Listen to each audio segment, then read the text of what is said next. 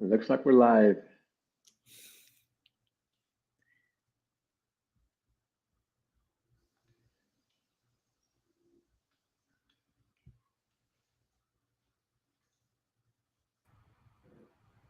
All right, we are live.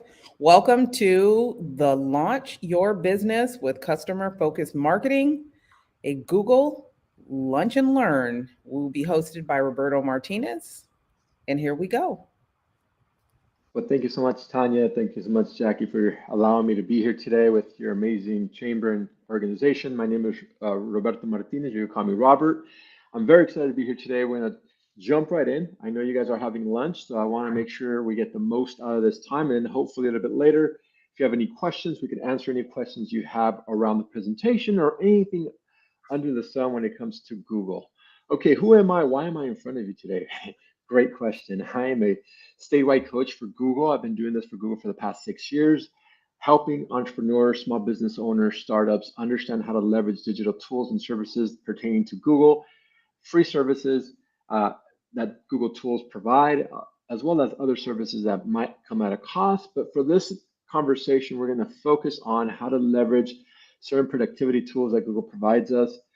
Feel free to reach me via email at robertomar@google.com. If you have any questions regarding this presentation, you could also follow me on my social media channels. Happy to connect, happy to help in any shape, way, or form. I myself I'm also an entrepreneur. I've been doing marketing for the 17, 18 years. I launched my company 8 years ago. It's a marketing agency. I have a software company, all to help small, diverse businesses grow and scale using digital marketing tools. Okay, enough about that. Let's jump right into it and get into how to help your business grow and scale using digital marketing services. We're going to talk about the customer journey a little bit. We're going to talk about how to leverage those pieces of the puzzle so that you, as a small business owner, can grow, can scale, and definitely make the best out of the opportunities that you have available to yourself.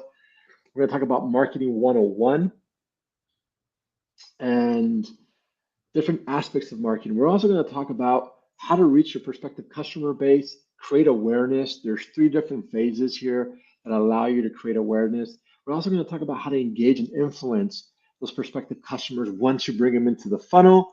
And then once you have them within your quote unquote funnel or your point of conversion, how to actually convert them to pave the way for payments. And then once they're in our tribe, once they're in our community, sustain and loyalty, we want to make sure we create a system of loyalty so they could keep coming back and buying more from us, using our services more and more. And then having them become our evangelist and go out there and spread the good word about our product and or our service or our company. And then we're going to end that conversation with Q&A. Okay, let's get started. Uh, so what is the marketing journey? So most marketers know this. For those of us who have done marketing, have talked about marketing, there's usually a certain customer journey that the customer takes to find you online or find you offline and use your product and or service. And so it's really important to note that great marketing agencies, great marketing companies don't just make great content, they make content that's relevant and useful for you as a small business owner to help you grow and scale. So, what you're doing right now is providing meaning to that service or that product. There's a famous movie about Steve Jobs, and he talks about, do you want to sell sugar water your whole life or do you want to change the world? The reality is both are great, right? Because both are adding value to the experience of the customer. Meaning, Coca-Cola, what does Coca-Cola do very well? Happiness. It's selling not soda water, but it's selling an experience of happiness. Everything they do around their product line is around happiness, is around an experience of joy. When you're looking at their commercials, everyone's smiling, everyone's at the beach, everyone's with their families, everyone is at a sporting event, all great experiences. So they want you to associate their soda water, a sugar water, quote unquote, as Steve Jobs said, with an experience of happiness. So it's not just soda, it's an experience of happiness, thereby providing meaning to the product. And so you're doing the same thing as a marketer, you're providing meaning in that product. And so that's what Seth Godin is saying here. You, as a business owner, you, as a marketer, aren't just making something, aren't just giving something. You guys are providing meaning in that product. And so that's a little bit deeper dive that we're asking you to think through as you're thinking about how you can provide value to your prospective customers. Okay, so we have the example of Shalin and Sharika here, who have been going and they're 9 to 5 folks. They're have an amazing job, but they realize, you know what? I, I'm going into my office and I'm bringing my tote bag. But usually when I go into my office, I'm bringing a grocery bag with my lunch in there. And so they realized, well, there must be other entrepreneurs like myself who are having this experience, and we need to improve that experience. We need to make sure they're communicating their value through their product. And they decided to launch a tote bag business.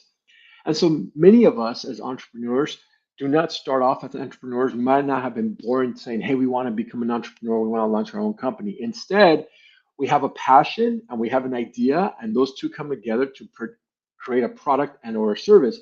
Or we might start off within the company. We realize, hey, we're really good at this. I think we could do it better. And you guys branch off and then you become your own service. And so we have that passion, we have that idea, we want to bring that product to bear, but we might not have a strong understanding of marketing.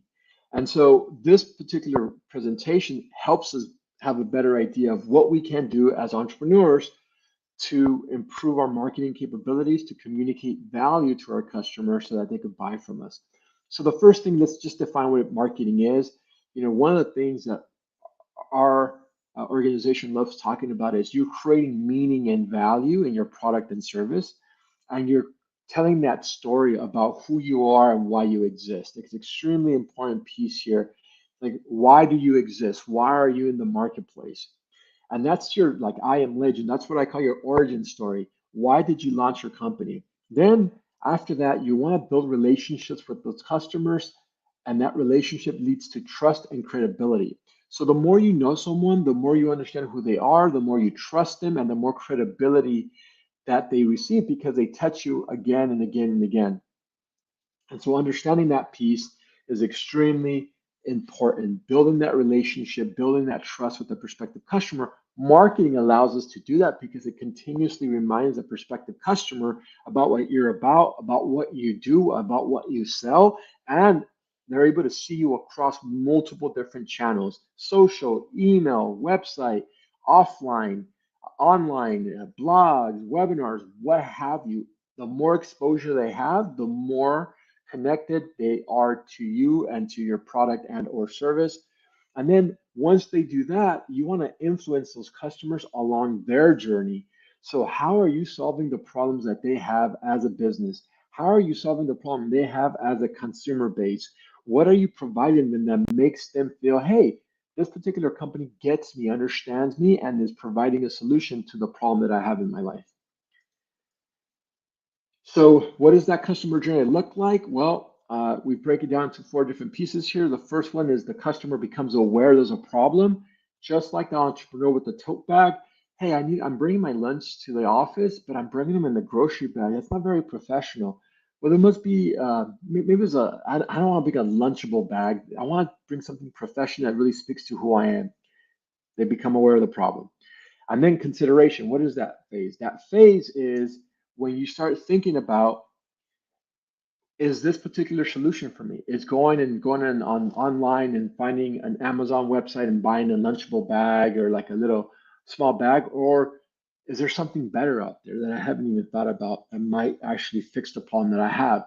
And so you start comparing and considering different options to solve your problem. And then purchase is like, hey, this is the right decision. This is the right type of tote bag. It's locally sourced. I'm supporting a local business, a small business. This aligns with my values as a customer. I want to go ahead and buy this. And then after that, you start evangelizing. Oh, this is an amazing product.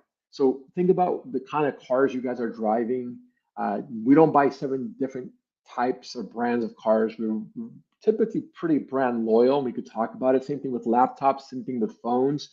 Most of us have a certain type of phone and we rave about it. Oh, I just got the latest phone. It's so amazing. Or you might have certain products that you really love, clotheslines, makeup, whatever it is, you really love it. And you always tell your friends, oh, you should try this particular makeup line. It really helps, keep you young, whatever it is. And so you start advocating for that prospective product or service. Let's say you have an amazing accountant and you're like, oh my God, my accountant's so amazing. I can't say enough great things about them. And so what happens there? What happens there is that you start evangelizing for that prospective customer. Us as business owners need to create that experience to make it as easy as possible for our prospective customer to evangelize for us. So, how do the customer find out about your product or service? Well, there's different ways they can find out. Word of mouth, Google search, advertising, online. There's just a lot of different ways. Many of us, when we first start reviewing that we have a problem, what do? We go online and we start searching on Google. So you as a business have to have a clear understanding who your customer is, how to communicate the value of your business through your brand, and how to make sure you're online so your prospective customer can find you, which is extremely important. How does your prospective customer find you? Well, you get online, you live where they're at, not where you want them to be. That's a really important piece. So wherever your prospective customer is, you want to be there. You might be asking, well, how do I know that? Well, you start identifying your customer. You take off the veils and you start really understanding who your ideal customer is. And that is through what's called market segmentation. You might already be selling your product and you might start realizing most of my customers are between the ages of this age and that age. They live within this neighborhood or in this type of environment. They like these values. They have these desires as a customer base. They behave in this way. And so when we start building that out, we start having a better idea of where that prospective customer might live. So, they might be between the ages of 45 to 65. They might have a big passion for traveling, for self love and self help, self care. They love going to spas and love taking care of themselves. They live in this part of the city that's middle income or middle upper income, and they go to the spa once a month, twice a month to self-care. Okay, so now we understand what they're doing. Then we can start understanding where do we communicate our products. So then if we know they're going to the spa, maybe we reach out to different spas around our neighborhoods and say, hey, would you like to co-brand, co-communicate, co-market my particular product within your product line and give discounts? Because that way I know that that is my ideal customer, because my current customer base does those things. So I know that's where they're coming from. So what's the other thing we can do? We can start being on social, on directories, online marketplaces to communicate and sell our product line so that the prospective customer can find us regardless of where they're looking for us. So here's an example of a customer persona for this tote bag. Mid-30s, female, single, lives in a large city, college educated. So we're having a better and better understanding of who they are. And that allows us to communicate to that customer in the way they like to be communicated. So maybe when you create content or videos or pictures of them, how do you do this? Well, you're not going to use a teenager. You're not going to use someone that's young. You're going to use someone that's a little bit older, mid 30s, to represent your brand, because they want to self-identify when they look at your imaging, when they look at your videos, when they look at your marketing. If they work in fashion, then maybe you can start promoting your product in different outlets that have that industry specific sector. If they're interested in wine or travel, you start advertising on those channels, on those travel channels, on those wine channels, on those wineries, so that the prospective customer can find you. Okay, so let's talk a little bit about your brand. We want to have uniformity across your brand.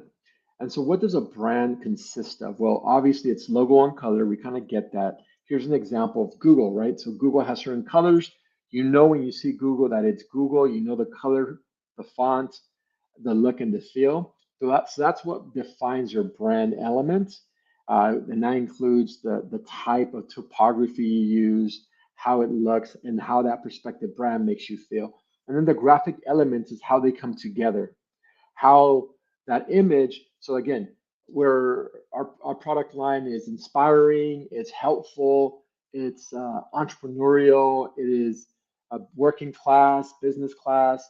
And so what are we doing? We're using our brand and we're making sure that when we're showing those elements or branding elements, they communicate what our brand represents.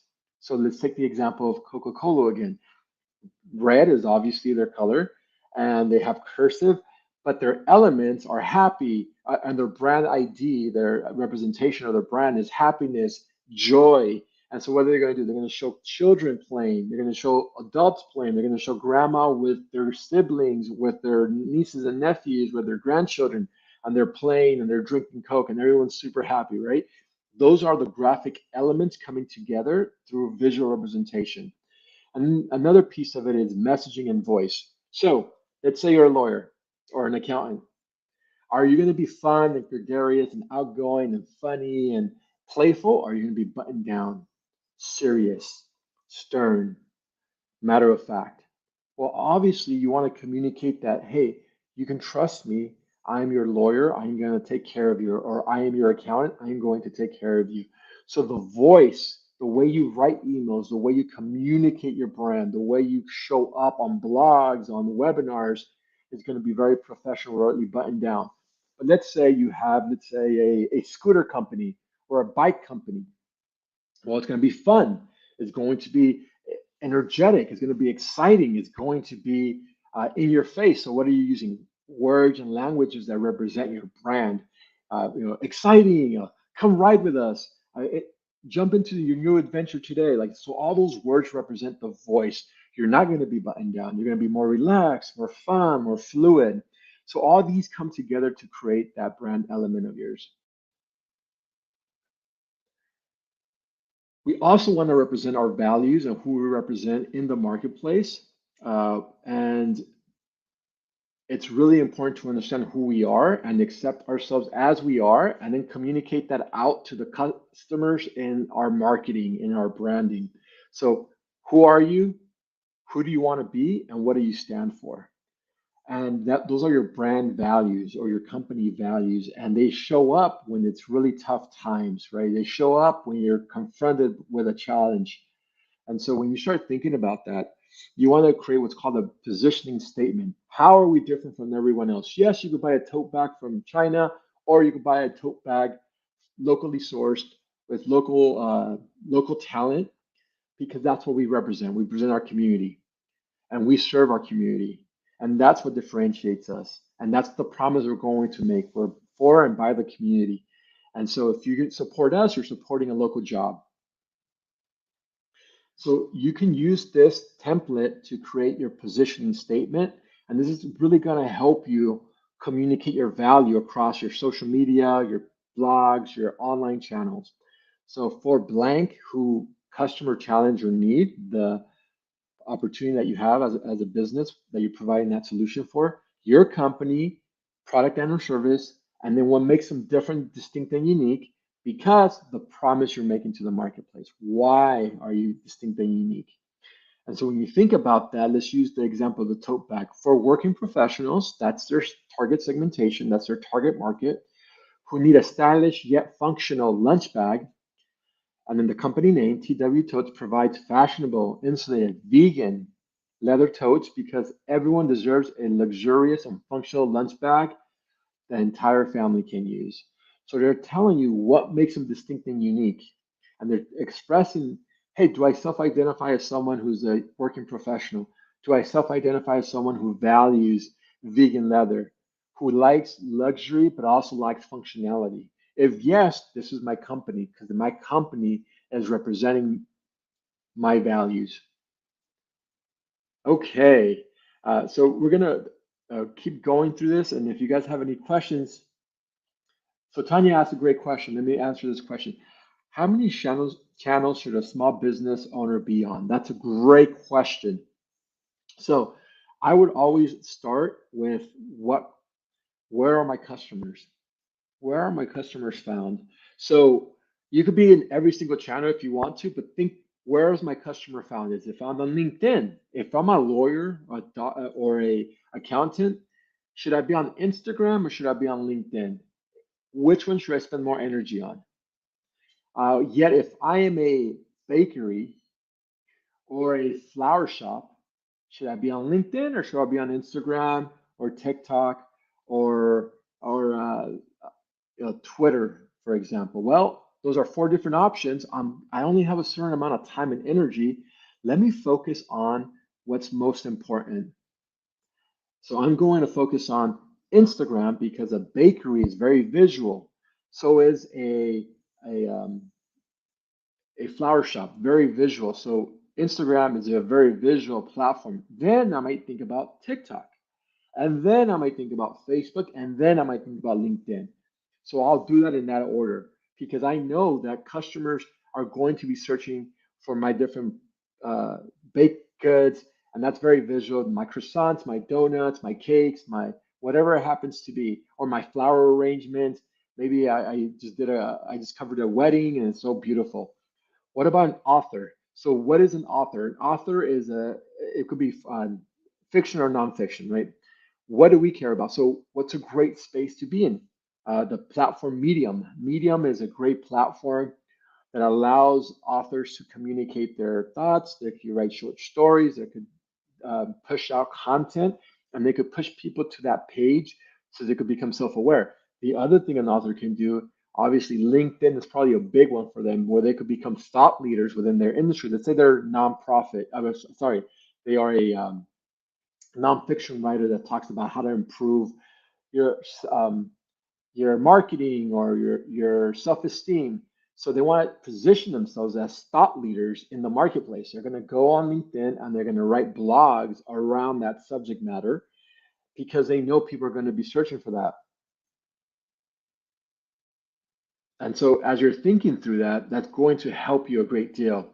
So Tanya asks, does platforms register best on Google? So I don't know what you mean by platforms, but I do know that Google is going to take a snapshot of everything you're online. And so let's think about this. Think about your website. As you're thinking about your website, Google's definitely going to review your website. Google has what's called long tail spiders or Google bots. Now, when someone types in baked goods near me, or let's say you're specialized in croissants, best croissants in SoCal, and your website's like, we've been ranked number one in croissants for the past 20 years or 10 years or what have you. Google's going to be reviewing your website and seeing that in the website and saying, wow, this website is really great. It's a baked website and they're really great at making croissants. Let's drive free traffic to that website because it's providing the solution to the problem that the customer is having in finding the best croissant place in the country or in their neighborhood. So we definitely want you to build your own website. We want you to own it, control it, and grow it as your business grows because you have complete autonomy and control over how you communicate your value, your brand on your website.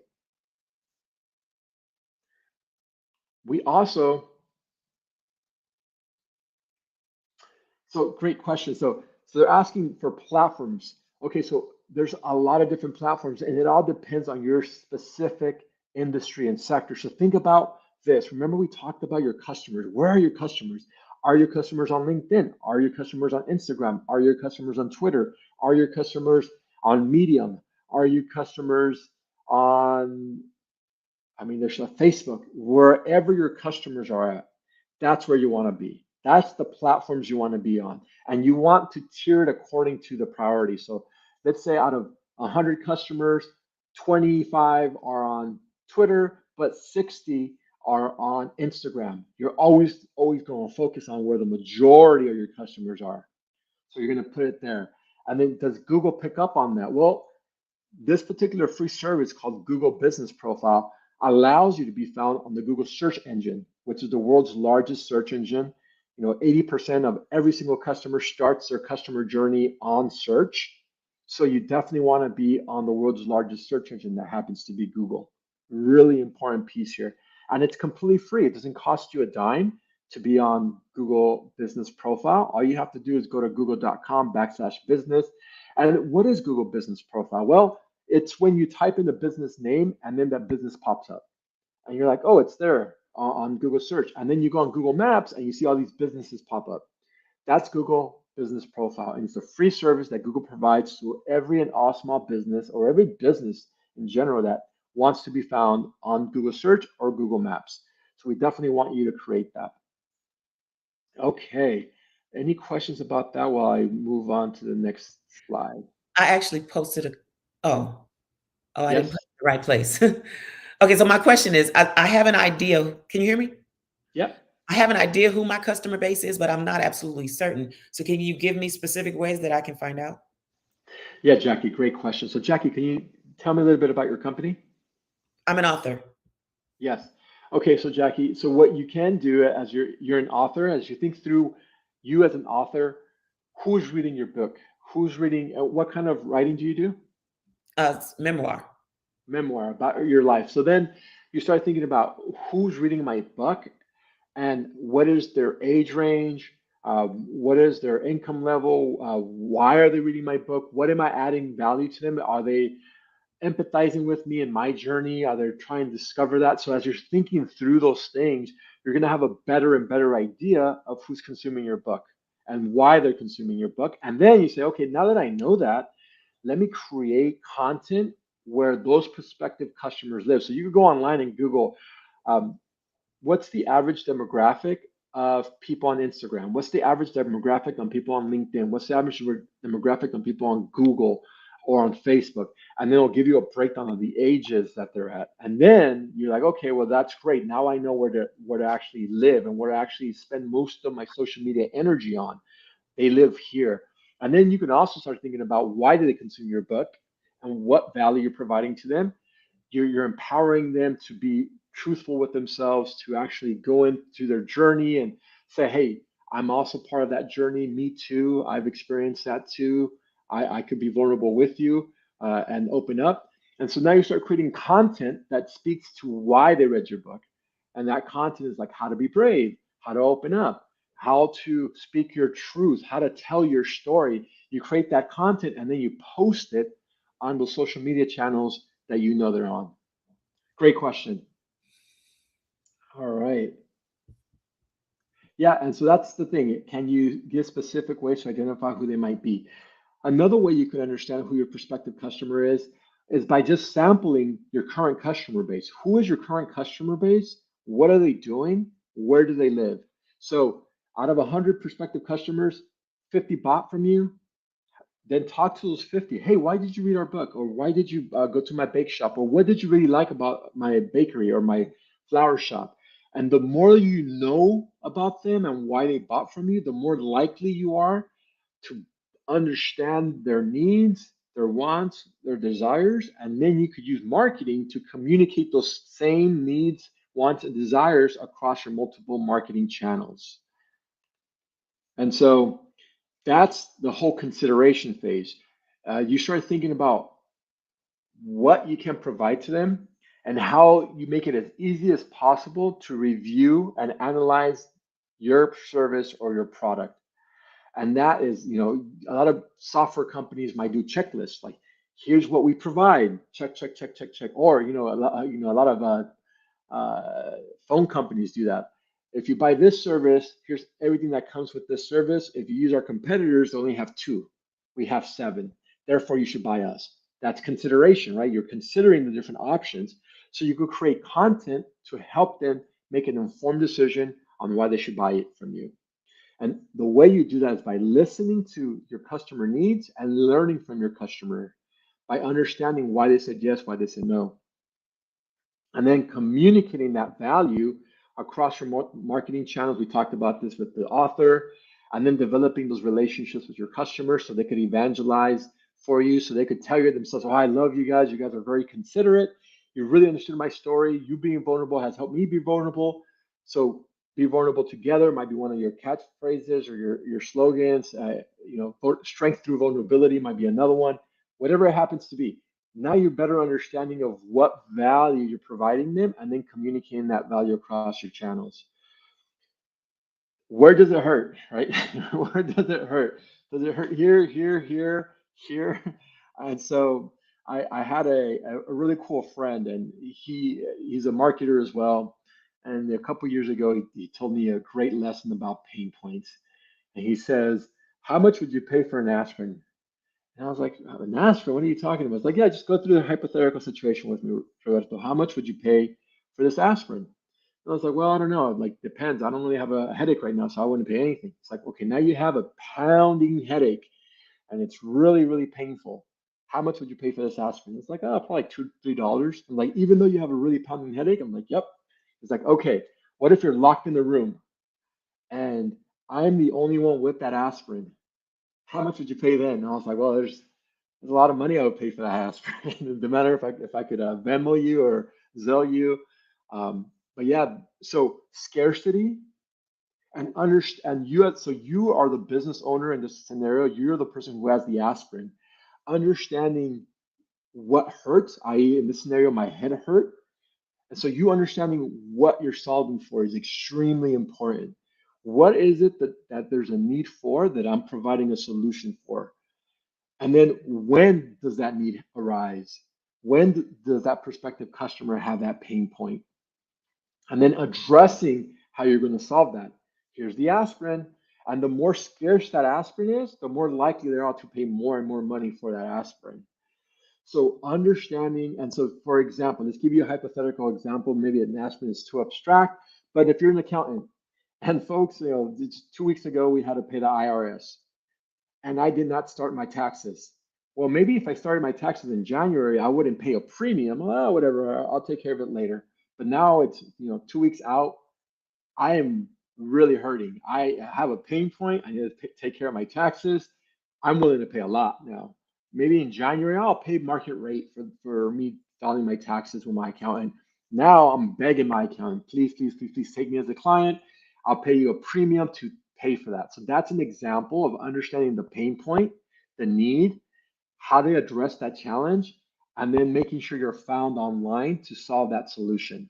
So birthdays, holidays, Valentine's Day in February, big pain point for a lot of people that haven't thought about what to buy their significant other. So what do? You send emails out. Here's what you can do to buy for your significant other, addressing that pain point for that prospective customer or creating demand.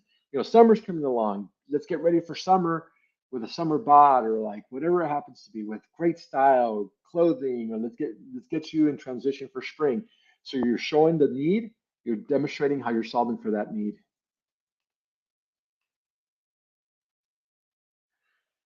You also want to understand what the prospective customer is searching for. So Google has a really cool tool called Google Trends. We all know how Google search page works, so I'm not going to drill too much in this, but there's a really cool tool that allows you to see what people are searching for. In this example, we have yoga. So if I am a practitioner of yoga and I am looking for a yoga studio, but I really like a specific type of yoga, here's 3 variations of yoga, right? Uh, and this particular tool will tell me which yoga term is being searched and how popular that search term is. So you can see Bikram is very popular in this one.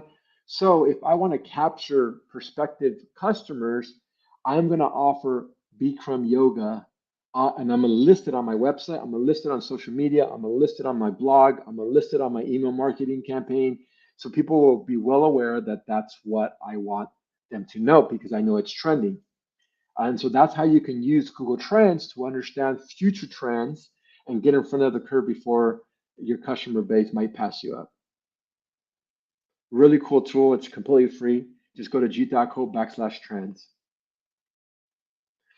And so we don't have time to run this exercise, but take time today, go to Google Trends, look at phrases, words that you in your industry believe people are using, narrow it down by location, add a date range because they'll tell you the range, like this past month, this past year, this past quarter, this week, and then explore and play with it. There's different terms. I had during Christmas, you can really hone in on what people want and then start selling that product line, especially if you're a bakery. It's a really cool tool for folks that like, hey, how many people are searching for this? How many people are searching for that?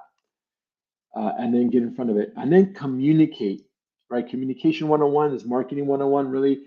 How do you share valuable content, a checklist, compare and contrast through webinars, educate and inspire, help with research. Here's your top five. Like, we all have the list blogs, and we all have those checklists of like, here's how you 5 easy steps to increase revenue, for example, or establish yourself as an expert through those LinkedIn posts or through those 30-second, 45-second video vlogs, right? It's a perfect way of doing it so that the prospective customer can know I am the subject matter expert within this industry. Here's how I'm helping your life.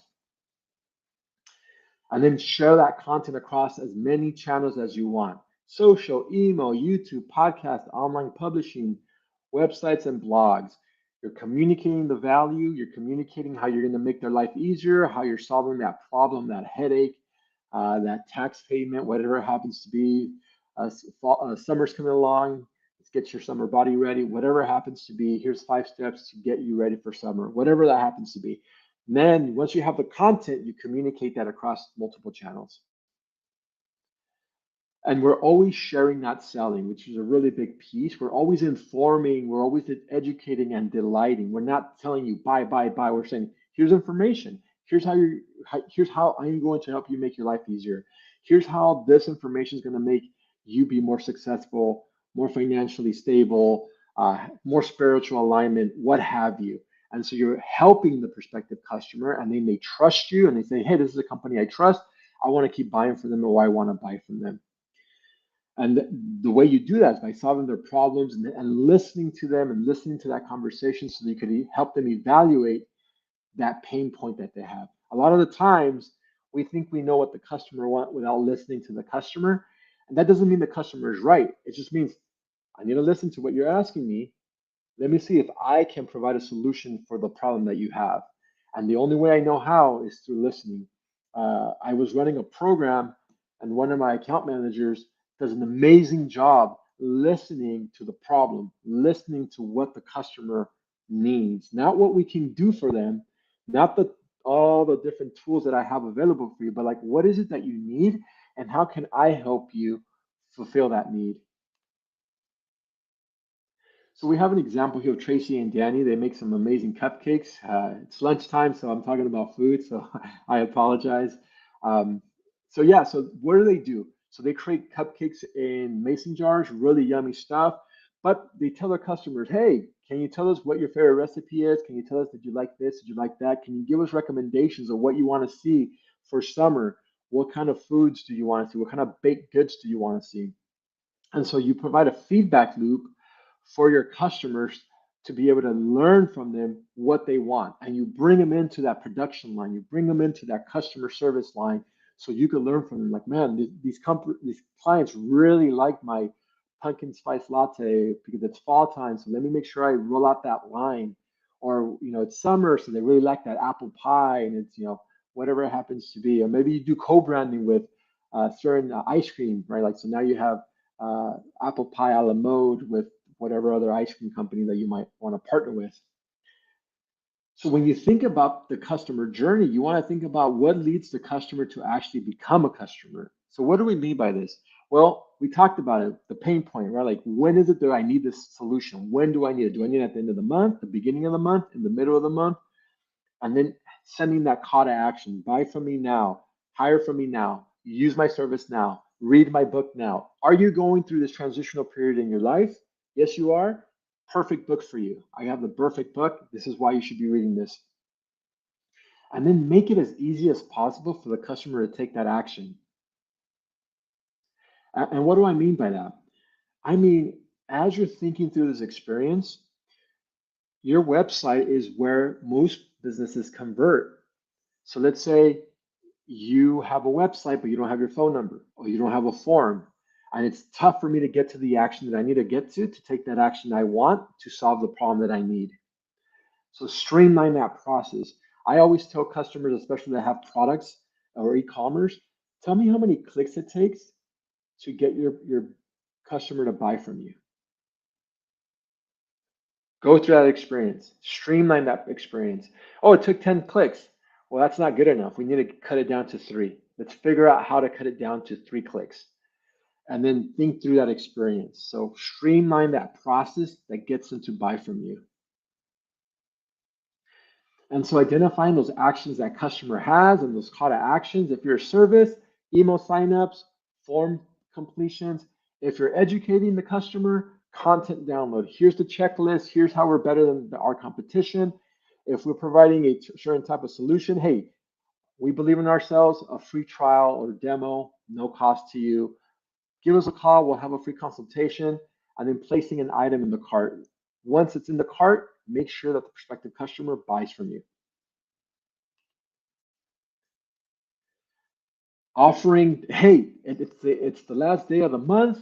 We're giving away, whatever it is, or it's the last day of the month, the last week of the month. We're giving a discount for a week. Those who sign up right now will get a 3% or 5% discount. If you refer a friend, you get a 6% discount, whatever it happens to be. And then invite them to events like these webinars where you're constantly showing them that you are the subject matter expert. You're the individual that understands things, that gets it.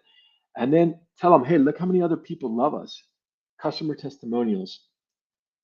And then continuously think about what their pain point is. Where, yes, but okay, what's that but? Oh, it's shipping. Okay, let's discount your shipping. If you buy over $50 worth of my product, we'll ship it for free. Again, we talked about streamlining this process. I'm not going to dwell too much on this. And then just understanding the customer journey can help a lot. So Google Analytics allows us to understand the actions the customer takes once they get to our website. What's the one thing they do, second thing they do, third thing they do? Are they doing that continuously? Are they not? How do we improve that experience for them? And so it connects to your website, and you can see all the data that's coming into your website and what actions they're taking, how they found your company online, all useful stuff. Really, really powerful tool. You can also advertise using Google Ads. It's a free. This is definitely not free. The way it works is you tell Google, here's $100 that I want to spend this month. I'm willing to spend up to that $100. And then Google says, great, give us your keywords and key phrases. Anytime anyone types in those keywords and key phrases, or run your ad. And then you tell Google, okay, I only want to be charged by the amount of people who click on my ad. So then they click on your ad, and then from that $100, Google might say that click costs you 30 cents, 50 cents, a dollar, whatever it is. Let's say $1. So now you have $99 left, and then someone else clicks on it. Now you have $98 left, so on and so forth until you exhaust that number. Okay. Last but not least is how do we make sure that the customer is delighted and loves what we're doing? How do they become loyal customers? I love this question. You always want to create loyalty, and you do that by providing more value. So how do we do that by providing more value? Well, we ask them to engage with us. We create incentive programs. We create loyalty programs. We say, hey, if you sign up and you get 4, you get the 5th one for free. Or we love you so much, we're going to give you 2 off the bat. You need 3 more to get the free service, whatever it happens to be. And so stay in touch, provide stellar customer review, ask for feedback. How do we improve our process? Continuous improvement, what worked, what didn't work, and delight them in different ways. Like if they did refer you a couple clients, sending them a letter of thank you will go a long way. Doing a shout out to them will go a long way. That feels like you actually care what's going on in their lives. Obviously, VIP or exclusive offerings, perks, personalized programs, always drive success. And if you do have loyal customers that love you and said, yes, you're the kind of company I want to work with, what happens? Well, tell them to leave online reviews. Tell them, can you leave a testimonial? Can you refer a client to me? And then you create a referral program. Maybe you have free giveaways or social sharing. All good things that helps them become evangelists for your company. You obviously want them to leave reviews. If there's a negative review, you always want to reach out to that customer and take the conversation offline and have a one-on-one with them so that you don't have negative reviews and it's out there for everyone to see. Obviously, anyone and everyone can be your advocate, your clients, your customers, your affiliates, and your partners and employees. Okay, with that, I want to recap the session just very quickly and then open it up to any questions that folks may have. And I love that question, Tanya. What are suggestions for those who are technically challenged? There's a great There's a lot of great programs out there within the city and the county, the SBDC, the SBA SCORE that provides you free solutions to help you with the solutions. So I'll drop some opportunities in the chat. Is there a chat function here? I think there's a chat function. There's some programs for those of us who qualify. There's LA Optimized, there's Delete the Divide, great programs that provide you free solutions for your business. So just really wanted to recap: awareness, discovery. People become aware there's a problem. They start considering how to solve that problem. They purchase it. When do you have timely calls to action? When do you send them that email? When do you provide them the solution? And then allowing them to promote you through customer loyalty programs and encourage them to keep promoting your prospective customer base. We have a lot of trainings online at Google. Feel free to go to Grow with Google and learn at your own pace. All our free virtual workshops. We also have an app called Google Primer. Feel free to download it. It tells you bite-sized lessons on how to improve your marketing, accounting, operations, you name it, it's under that particular app. And with that, I'd like to answer any questions, and please ask you, if you can, to leave a review. Nothing gets done, and what gets measured gets done. So if you guys are able to provide feedback, I would greatly appreciate it. It will allow me to go back to my team and tell them how much I appreciate you all. And maybe you guys enjoyed this session and want me to come back and do another session in the future, maybe not. But in any case, if you can, please, as a matter of fact, I'll pop this particular slide up. If you mind scanning this and allowing yourself to leave me a review, tell me if I'm doing a good job or I'm doing a terrible job. Want to always be accountable to you all. So feel free to star code to leave a review and to let me know what you liked, what you didn't like, and how we could do a better job assisting you guys as small business owners. So feel free to grab your phone right now and then take that QR code and yes, let me know if you guys enjoyed this session or not. And we'll take it from there. Let's open it up to some Q&A now. If you would allow me to. Yeah. I just want to thank you for this. This is very valuable information. And I am the one who asked the question about technologically challenged, because, this a lot of this stuff is stuff that I know, but sometimes I can spend an hour trying to figure out, trying to navigate my way through all the sites and all, So I'm looking forward to those resources that you posted it. Yeah. Okay. Yeah, of course. So I'll drop it. I'll drop it right here. One of them is called Delete the Divide, and the other one is called the LA Optimized. Great programs. Highly recommend sign up for the newsletter and the programs, free services for those small businesses. Obviously, there's the SBDC also. Your taxpayer dollars hard at work for you, and it's completely free. It doesn't cost you a dime. None of these programs cost you anything. It costs you the time and energy to apply to it. Cool. Okay. Yeah. Great. Well, I think that's it. Tanya, you there? I am here. I absolutely want to thank you. You are amazing at this. You definitely get people thinking about some of the things they thought they knew, but then realized maybe they didn't know.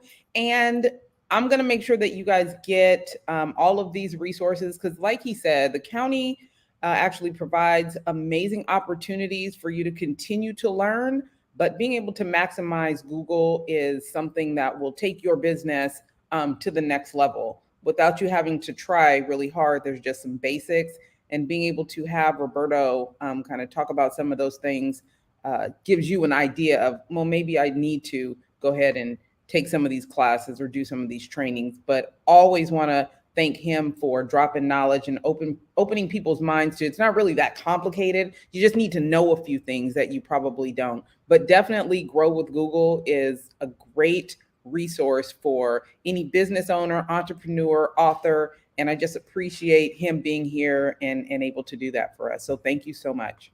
Yes, thank you, Roberto. I enjoy you guys' company. Looking forward to having the next one. So let us know. Awesome. Thank you guys so much and enjoy the rest of your day.